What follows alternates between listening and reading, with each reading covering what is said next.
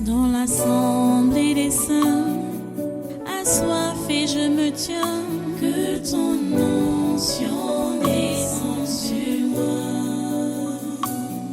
Conscient que mon destin est dans le creux de ta main, que ton onction descende sur moi. Je suis disposé, assoiffé, que ton onction descende sur moi. Je suis disposé, assoiffé, que ton onction descende sur moi.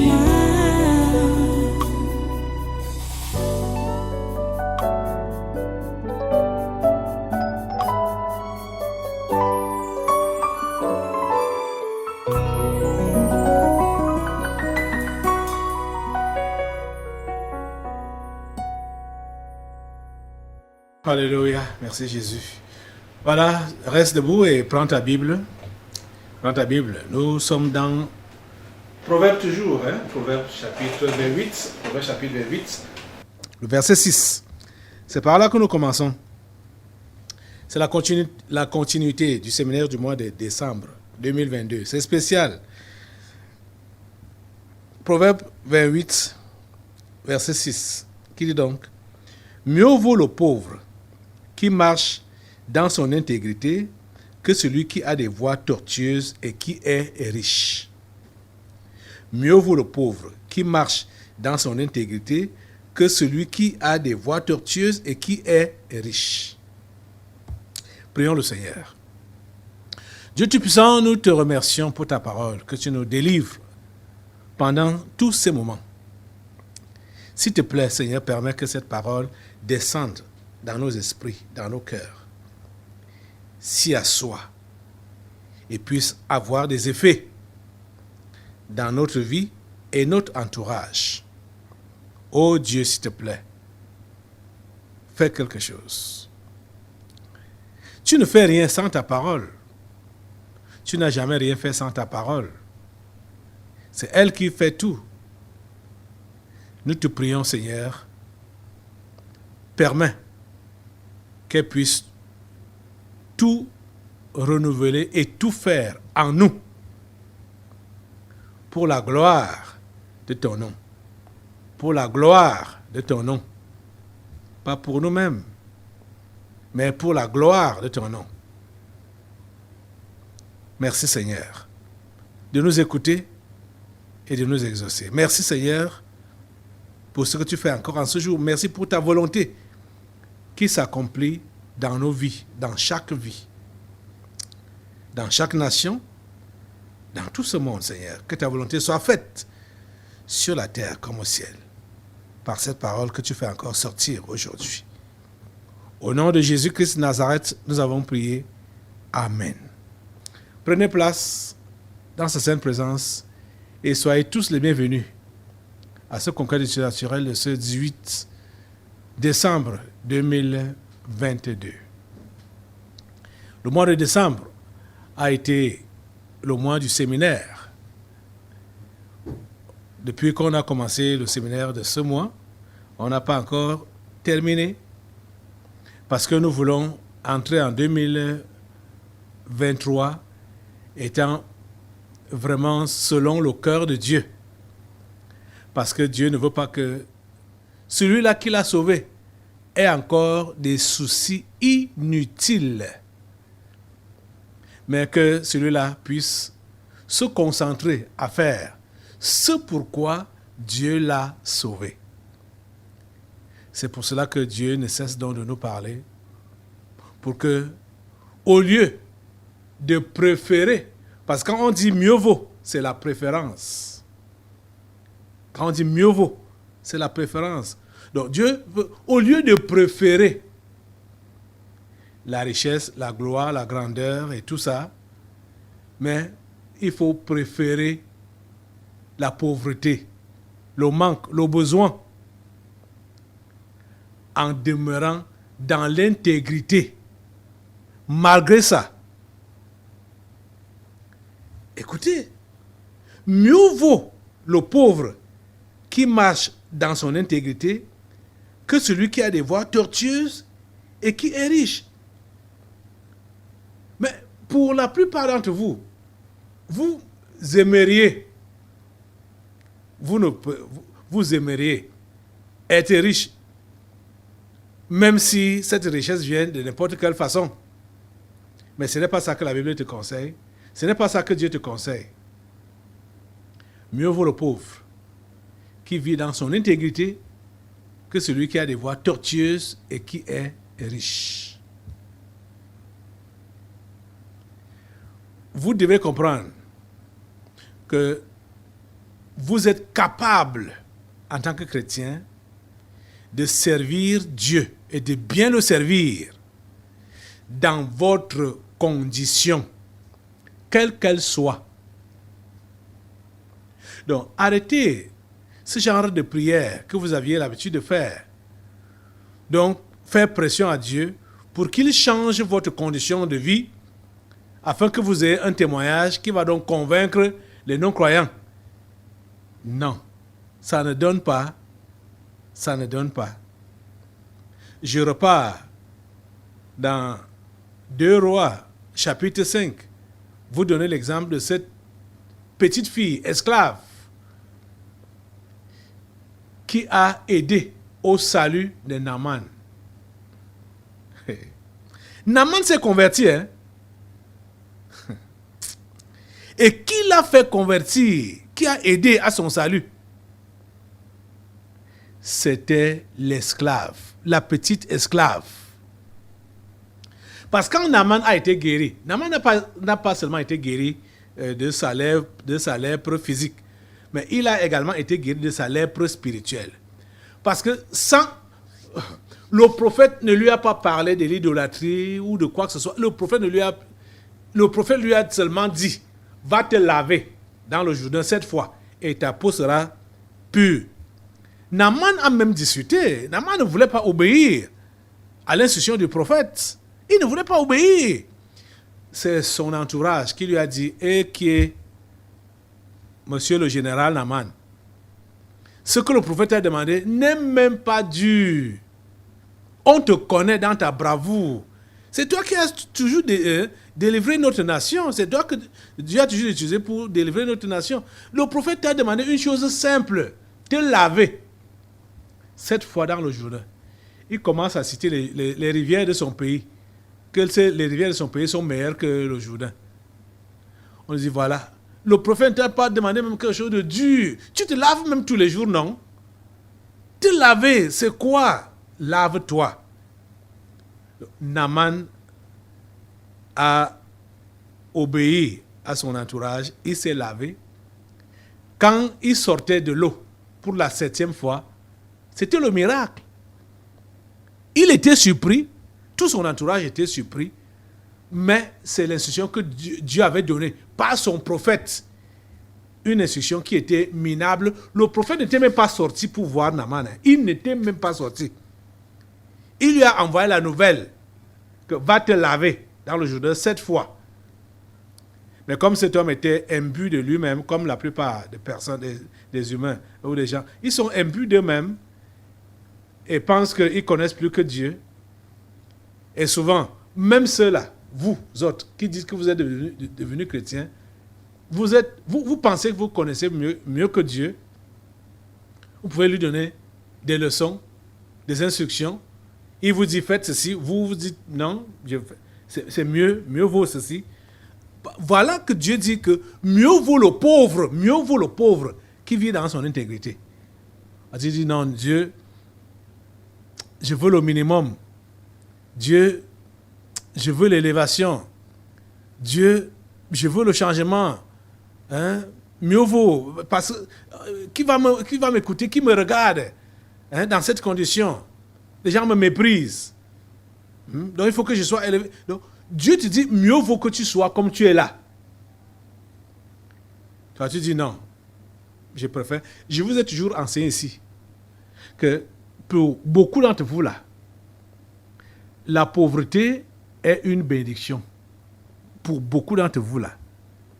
Et va vous permettre de gagner le ciel.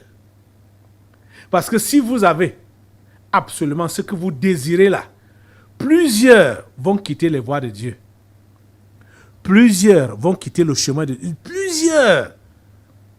Je vous assure. Mieux vaut que vous soyez comme vous êtes là. C'est là que Dieu vous... ça permet que vous soyez dans la présence de Dieu tout le temps et que vous puissiez préserver ou conserver votre foi. Mais vous pensez que mieux vaut être ce que vous voulez, ce que vous désirez, ce que vous voyez, les autres qui sont là-bas dehors, les cadavres, que vous enviez les cadavres, les morts vivants. C'est eux que vous enviez, sans savoir que votre position, votre condition vaut la peine. Votre condition vaut la peine. Je vais peut-être repartir un peu dans l'histoire de cette conversion de Naaman. J'étais en train de vous relater tout à l'heure là, avant de revenir encore appuyer sur ceux-là qui disent qu'ils sont en Jésus et qui sont dans l'insatisfaction. Comme j'ai commencé jeudi, donc à vous enseigner que quand on a Jésus, on a tout. Repartons d'abord dans 2 Rois, chapitre 5. Si tu étais avisé, c'est que tu es déjà parti là-bas. Depuis que je parle là, j'ai dit que c'est ça. Je vais revenir d'abord sur ça là. Je t'ai dit que Naaman a reçu 2 guérisons. Il a reçu la guérison de sa lèpre physique et la guérison de sa lèpre spirituelle. Parce que Naaman s'est converti. Il s'est converti. Ok. Je vais vous lire ça. Dans verset 14, 2 Rois chapitre 5. Je vais aller... Au début, j'avais déjà lu, j'ai juste introduit. Ça ne vaut pas la peine de lire toute l'histoire. Si tu es vraiment intéressé, tu devrais, depuis que j'ai souligné, du moins énuméré cet exemple, toi-même tu devrais lire toute l'histoire, parce que je n'ai pas lu toute l'histoire. Je reviens sur ça. Donc, verset 14, 2 Rois chapitre 5. On dit que donc, il descendit et se plongea 7 fois dans le Jourdain, parce que au verset 10, Élisée lui fit dire par un messager, va et lave-toi 7 fois dans le Jourdain, ta chair redeviendra saine et tu seras pur. Comme je vous disais, Naaman n'a pas accepté ça facilement comme ça. Juste à ce que ce soit son entourage qui lui dise, ce n'est pas dur ce que le prophète a demandé, tu peux le faire. Et on voit donc ici que il descendit alors, verset 14, il descendit alors et se plongea 7 fois dans le Jourdain, selon la parole de l'homme de Dieu, selon la parole de l'homme de Dieu. Et sa chair redevint comme la chair d'un jeune enfant, et il fut pur. Verset 15. Naaman retourna vers l'homme de Dieu avec toute sa suite. Lorsqu'il fut arrivé, il se présenta devant lui et dit, voici, je reconnais qu'il n'y a point de Dieu sur toute la terre, si ce n'est en Israël. Vous comprenez? Ah, mon Dieu. Qui a provoqué cette confession? Qui a provoqué cette conversion? Une esclave. Une esclave. Une petite fille esclave. Naaman reconnaît le vrai Dieu, que le vrai Dieu est en Israël. Voici, je reconnais qu'il n'y a point de Dieu sur toute la terre, si ce n'est en Israël. Et maintenant, accepte, je te prie, un présent de la part de ton serviteur. Verset 16. Élisée répondit, l'Éternel dont je suis le serviteur est vivant. Je n'accepterai pas. Naaman le pressa d'accepter, mais il refusa. Verset 17. Alors Naaman dit, puisque tu refuses, permets que l'on donne de la terre à ton serviteur une charge de 2 mulets, car ton serviteur ne peut plus offrir à d'autres dieux. Écoutez bien. Car ton serviteur ne veut plus offrir à d'autres dieux, ni holocauste, ni sacrifice. Il n'en offrira qu'à l'Éternel. Vous comprenez? Naaman s'est converti. Mais Dieu a utilisé qui? Une esclave. Elle n'était même pas seulement pauvre, mais esclave. Entre vous, je veux dire, entre nous, qu'est-ce qui est préférable? Être esclave ou bien être pauvre? L'esclave a aidé à la guérison de cet homme. Sa guérison physique et sa guérison spirituelle.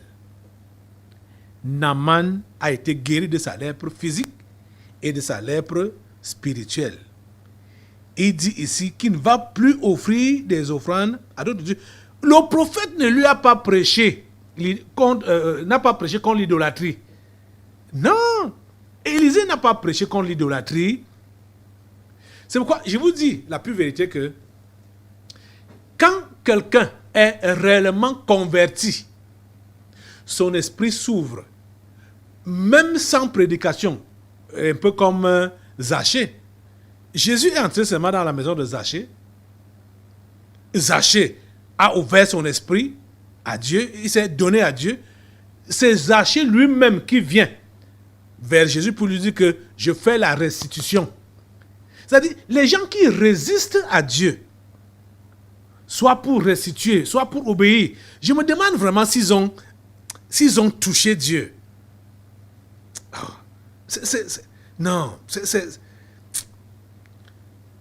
Regardez, Naaman, on ne lui a pas prêché contre l'idolâtrie.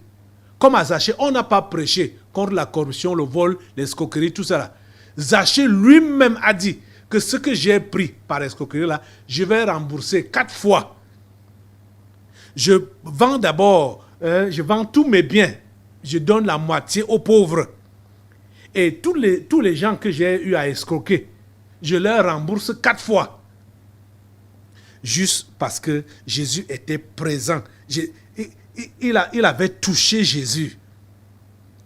Quand on touche, je dis la conversion authentique là, quand on touche Jésus là, ou Jésus nous touche là, les choses se passent sans que l'on ait à insister, à argumenter, à discuter. C'est pourquoi je n'aime pas discuter avec les gens. Je n'aime pas discuter avec les gens. Déjà, même la Bible n'autorise pas cela. La personne qui veut croire, tu n'as pas besoin de passer le temps à bavarder avec lui, machin. L'autre jour, je parlais avec un monsieur.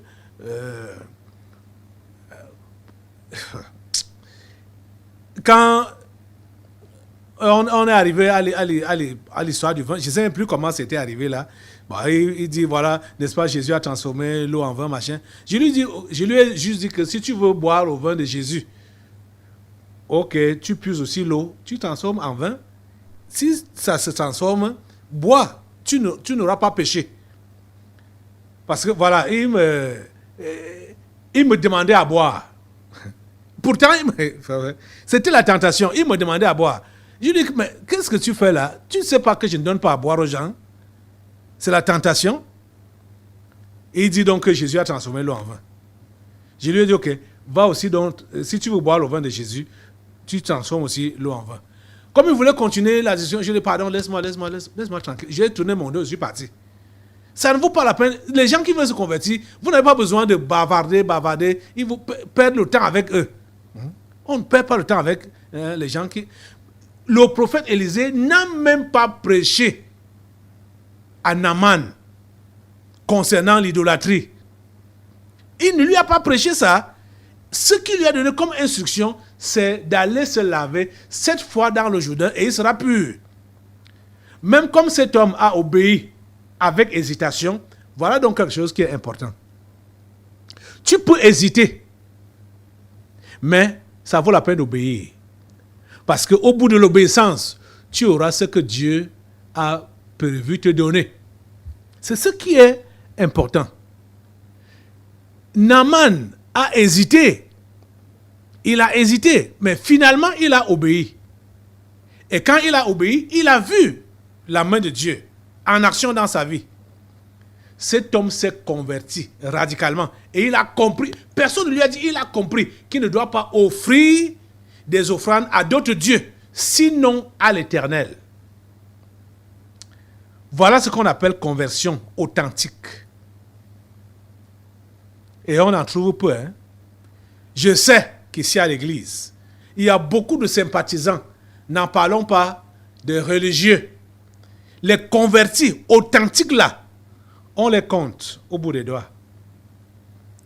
Je vous dis la pure vérité. Ça peut être surprenant. Mais les convertis authentiques là, on les compte au bout des doigts. Parce que les convertis authentiques, ils réagissent comme Naaman a réagi là. On n'a pas besoin d'aller dans tous les détails pour leur dire abandonnez ceci, abandonnez cela, puisque la Bible est écrite dans nos cœurs. Donc, dès que tu as accepté Jésus, tu as accepté la vérité, ton cœur est illuminé. Directement, tu sais ce que tu dois faire et ce que tu ne dois pas faire. Directement, avant de dire même que tu vas lire la Bible, directement, tu le sais. Directement. Donc, quand on voit les gens discuter, la tête dure, raisonner, c'est parce qu'ils ne veulent pas obéir. C'est parce qu'ils ne veulent pas obéir. C'est tout. Vous voyez? Oh mon Dieu. Il dit, car ton serviteur ne veut plus offrir à d'autres dieux, ni holocauste, ni sacrifice. Il n'en offrira qu'à l'Éternel. Il n'en offrira qu'à l'Éternel. Vous voyez ça? Converti. Il s'est converti. Il s'est converti. Directement, il s'est converti. Vous voyez ça? Oh Dieu, tu es merveilleux. Mais, qui a été l'instrument? C'est là que je veux qu'on revienne encore. Qui a été l'instrument pour la conversion de Naaman? L'esclave. La petite fille juive. L'oubliée, l'indigne, elle n'était rien.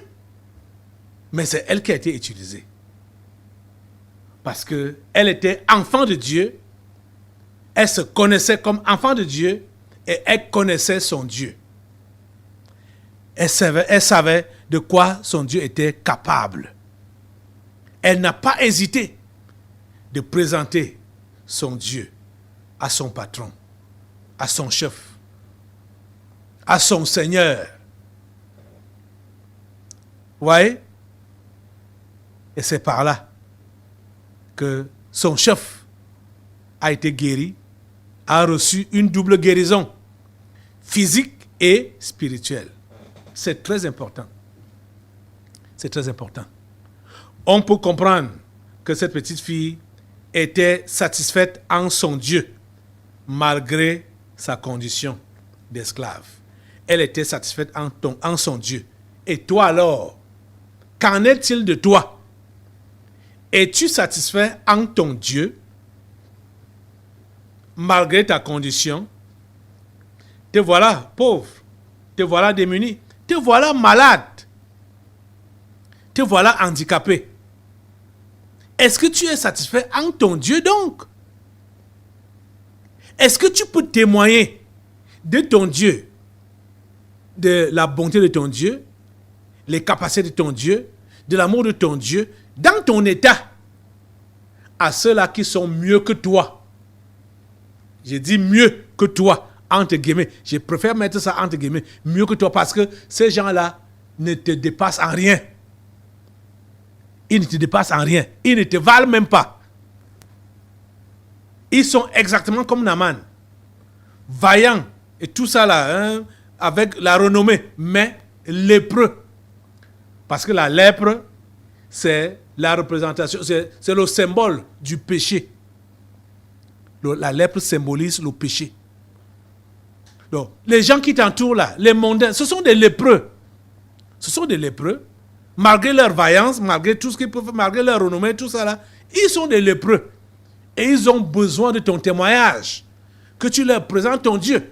Mais si toi, tu as pitié de toi-même, à cause de ton état de pauvreté ou de malade ou d'handicapé, ça veut dire que tu ne te connais pas et tu ne connais pas ton Dieu. Ça veut dire simplement que tu n'es pas dans son enfant. C'est tout, hein? Ça veut dire que tu n'es pas son enfant. Jésus a dit quoi? Celui qui aura honte de lui devant les hommes, il aura honte de lui devant son Père et devant ses saints anges.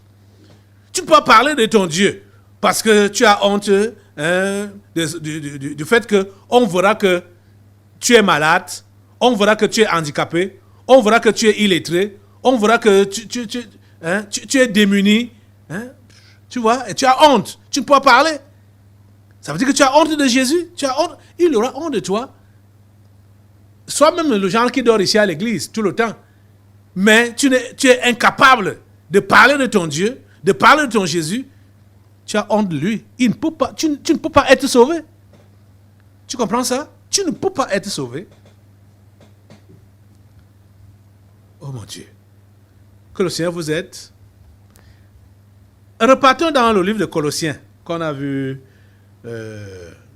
jeudi. Colossiens. Colossiens, on était au chapitre 1 de Colossiens, jeudi. Aujourd'hui, là, on va évoluer un peu vers le chapitre 2 de ce même Colossiens. Ouvre là-bas, Colossiens. Oh Seigneur, ta grâce et ta miséricorde. Le chapitre 1 de Colossiens nous faisait comprendre que tout a été créé par Jésus et pour Jésus. Tout a été créé par Jésus et pour Jésus. Le chrétien, le véritable, ne doit pas se sentir insatisfait. Tu es en Jésus et tu es insatisfait, ça n'a pas de sens. Jésus, comme je l'illustrais jeudi passé, Dieu a pris tout ce qui est dans les cieux. Dieu a pris tout ce qui est sur la terre. Comme richesse, hein? Comme gloire. Il a tout pris, il a mis en Jésus. Jésus est comme cette bouteille et Dieu a tout mis en lui. De façon que dès que tu as donc Jésus, tu as tout ce dont tu peux avoir besoin. Tu as tout ce dont tu peux avoir besoin parce que tu as Jésus. Tu comprends? Comme tu ne pourras même pas utiliser tout ce que Jésus est, Dieu va libérer au fur et à mesure ce dont tu as besoin ou ce qui peut être utile au moment où il le faut. Chaque jour que tu vis. Il ne va pas tout te déverser. Non, il ne faut pas tout te déverser. Tu as Jésus qui contient tout. Alors, quand ce qu'il te faut pour ce temps-là ou pour ce jour-là, Dieu va libérer ça pour que tu entres en possession de ça. Quand toi, tu es là en train de demander des choses dont tu n'as pas réellement besoin, parce que c'est Dieu qui connaît tes besoins. Et Dieu sait ce qu'il te faut. Et plusieurs parmi vous là, vous lui demandez des choses qu'il ne vous faut pas encore.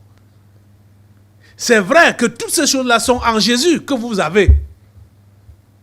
Mais Dieu sait quand est-ce qu'il faut libérer telle ou telle chose. Comment libérer cela pour que tu puisses utiliser ça. C'est lui qui sait. Mais toi, dans ton ignorance, et surtout même comme tu ne lis même pas la Bible, tu ne sais même pas ce que Dieu veut de toi. Ce que Dieu veut tu ne sais rien. Tu marches là comme dans l'ignorance, aveuglement, tout ça là. C'est vous-même qui êtes les raisons de votre abrutissement. Vous êtes abrutis, des chrétiens. Quand on dit chrétiens abrutis, juste parce que vous ne connaissez pas la Bible. Vous ne savez pas ce que Dieu a prévu pour vous dans la Bible.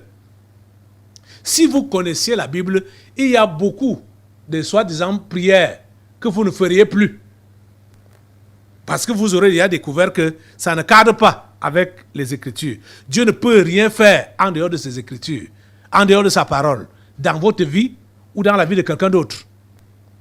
Et beaucoup sont là, dire qu'ils sont en train de prier. Or, ils sont en train de pécher même. Parce qu'ils sont en train de demander des choses que Dieu n'a pas prévues. Je me rappelle une fois, je ne sais pas si c'était par un appel téléphonique ou bien dans une lettre, une jeune fille me demande que je prie pour qu'elle puisse avoir des enfants. Je lui demande si elle est mariée. Elle me dit qu'elle n'est pas mariée. Je dis, hey, cher ami, on n'a pas les enfants sans mariage. Ça, c'est une prière que je ne peux pas faire. Pour toi. Vous voyez, plusieurs sont donc comme ça là, faisant des prières inutiles. Des prières qui provoquent même Dieu, qui énervent Dieu. Ils disent qu'ils prient. Et ils sont même fâchés qu'ils ne sont pas exaucés, que Dieu ne leur donne pas ce qu'ils demandent. Or, ils demandent des choses qui ne sont pas dans la volonté de Dieu. Vous voyez ça? Que Dieu vous aide. Hein? Alors, j'espère que vous avez déjà ouvert dans Colossiens là. Colossiens. Allons au chapitre 2. On avait déjà parlé du chapitre 1 jusqu'au verset, je crois, on a lu du verset 12 jusqu'au verset peut-être 23, comme ça. Aujourd'hui, on part au chapitre 2. Chapitre 2, à partir du verset 8. Lisons. Vous êtes là? Lisons. C'est une mise en garde qui nous est donnée ici, là, pour commencer. Il dit, prenez garde que personne ne fasse de vous sa proie par la philosophie et par une vaine tromperie, s'appuyant sur la tradition des hommes, sur les rudiments du monde et non sur Christ. C'est ça que je venais même de commenter tout à l'heure, là, ce qui est dit ici, là, que plusieurs se basent sur les traditions des hommes, sur les rudiments du monde, et non sur Christ. Te baser sur Christ, c'est quoi? C'est se baser sur sa parole. C'est sur sa parole qu'il faut se baser. Verset 9. Car, écoutez donc, car en lui, pourquoi il faut s'appuyer sur Christ? Hein? Pourquoi il faut s'appuyer sur Christ? Verset 9. Car en lui habite corporellement toute la plénitude de la divinité. En Jésus habite corporellement, donc dans son corps. Comme j'ai dit là que Jésus représente comme cette bouteille et Dieu a tout mis en lui. De façon que quand tu as Jésus, tu as tout ce que Dieu a mis à ta disposition. Tu as tout. C'est ça qui est dit ici. Donc, verset 9, car en lui habite corporellement toute la plénitude de la divinité. Et écoutez donc verset 10. Vous avez tout pleinement en lui, qui est le chef de toute domination et de toute autorité. Vous comprenez? Ce n'est pas en hésitant que la Bible le dit, que vous avez tout pleinement en lui. Vous avez tout pleinement en lui. Vous avez tout pleinement en lui. Et Dieu sait quand est-ce qu'il faut libérer, c'est-à-dire donner, mettre à votre disposition ce que vous avez en vous déjà là. Parce que Jésus est présent en vous. Ce qu'il vous faut, à l'instant qu'il vous faut, au moment où il vous faut, Dieu sait quand le libérer, quand vous donnez cela. Vous n'êtes pas dans le besoin quand vous avez Christ. Vous comprenez? Vous n'êtes pas dans le besoin. Je dis, même au niveau de la maladie ou de n'importe quoi, vous n'êtes pas malade, vous n'êtes pas pauvre, vous n'êtes pas... Vous comprenez ça? Oh mon Dieu. Il faut que vos esprits s'ouvrent. Vous n'êtes pas dans le manque.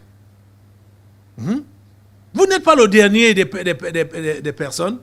Vous n'êtes pas le dernier. Même si, physiquement, là, vous n'avez pas ces choses matérielles, l'argent, le bien, les biens matériels, les voitures, les maisons, tout ça là.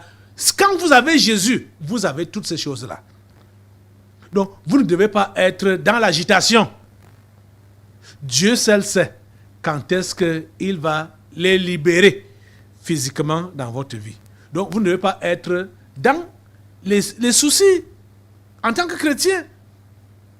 Vous ne devez pas être dans l'insatisfaction en tant que chrétien. Vous ne devez pas être insatisfait. Vous comprenez ça? Vous avez, verset 10, Colossiens 2 dit, vous avez tout pleinement en lui, qui est le chef de toute domination et de toute autorité. Vous comprenez?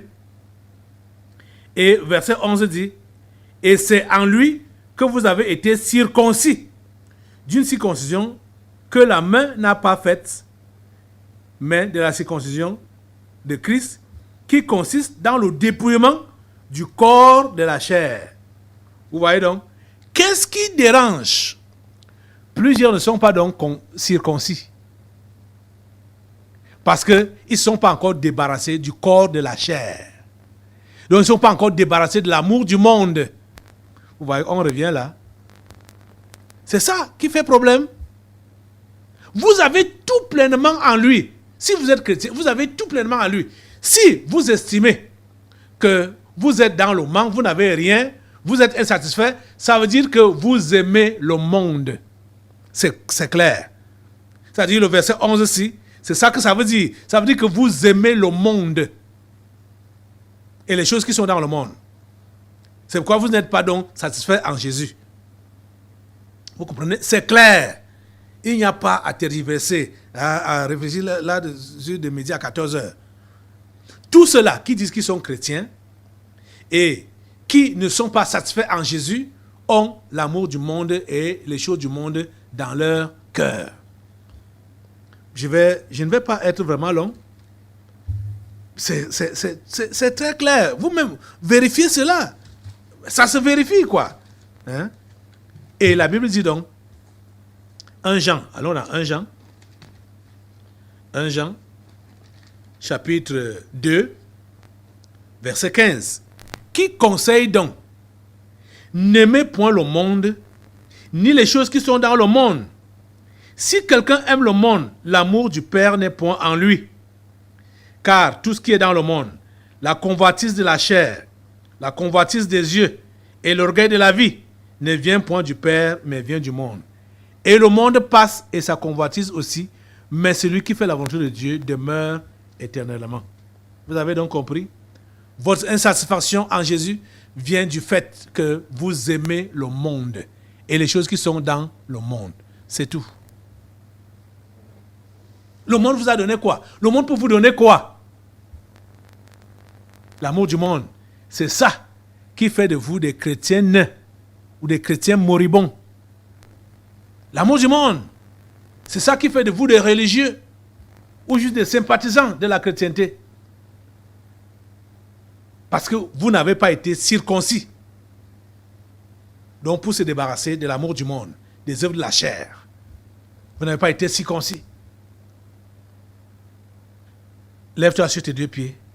Tu ne peux pas aimer le monde et aimer Dieu et dire que tu aimes Dieu et dire que tu es chrétien. Jamais. Tu ne peux pas être insatisfait en Jésus et prétendre que tu n'aimes pas le monde. Tous ceux qui sont insatisfaits en Jésus ou dans la chrétienté, ce sont les amoureux du monde et les choses qui sont dans le monde. Ton cœur doit être circoncis. Ton cœur doit être circoncis. C'est-à-dire, l'amour du monde doit être coupé, débarrassé de ton cœur là. Lève ta voix pour prier Dieu de te débarrasser de l'amour du monde. Et mieux même, c'est toi qui dois prendre cette décision-là. De te débarrasser de l'amour du monde. En Jésus, tu es comblé, tu as tout. Dieu va libérer, c'est-à-dire mettre à ta disposition ce dont tu as besoin au fur, ou bien ce qu'il te faut, c'est mieux de dire ça, ce qu'il te faut au fur et à mesure que tu évolues avec lui. Ce n'est pas d'après tes demandes, forcément. Parce que tu peux demander ce que tu ne peux pas bien utiliser maintenant. Donne un billet de 10 000 francs à un bébé. Son instinct, c'est de mettre ça dans la bouche, directement. Alors que c'est de l'argent qui a de la valeur, qui peut même acheter son lait et tout ça là. Mais l'enfant là va mettre ça dans la bouche, manger ça, mouiller ça, manger ça. Beaucoup parmi vous, vous êtes encore comme des bébés, vous demandez des grandes choses à Dieu, il vous donne ça, vous allez gâter ça. Ça ne va pas vous être utile. Alors que c'est une bonne chose que vous demandez et que Dieu a même disposé pour vous. Mais ce n'est pas encore le moment. C'est ça que vous devez comprendre. Donc, au lieu d'être insatisfait et ne pas donc témoigner de votre Dieu, ne pas le présenter à qui veut vous entendre, à qui veut vous écouter, même ceux qui ne veulent pas vous écouter, vous restez là, enfermé. Dieu ne m'a pas béni. Dieu ne m'a pas donné ceci. Dieu ne m'a pas donné cela. C'est l'erreur que vous commettez. Vous devez vous repentir. Vous devez être satisfait dans votre Dieu. Vous devez être satisfait en Jésus. Et être capable de témoigner de lui dans n'importe quel contexte, dans n'importe quelle situation. Vous comprenez? Comme cette petite fille. Esclave, mais connaissant son Dieu et se connaissant elle-même qu'elle était enfant de Dieu et qu'elle avait un grand Dieu, un Dieu capable et puissant. Seigneur, travaille dans ses vies, change ses cœurs, circoncis ses cœurs, ô Dieu, au nom de Jésus. J'ai prié. Amen. Assois-toi. Nous allons maintenant passer aux délivrances prophétiques. Dans l'assemblée des saints, assoiffé je me tiens, que ton onction descende sur moi. Conscient que mon destin est dans le creux de ta main, que ton onction descende sur moi. Je suis disposé, assoiffé, que ton onction descende sur moi. Je suis disposé, assoiffé,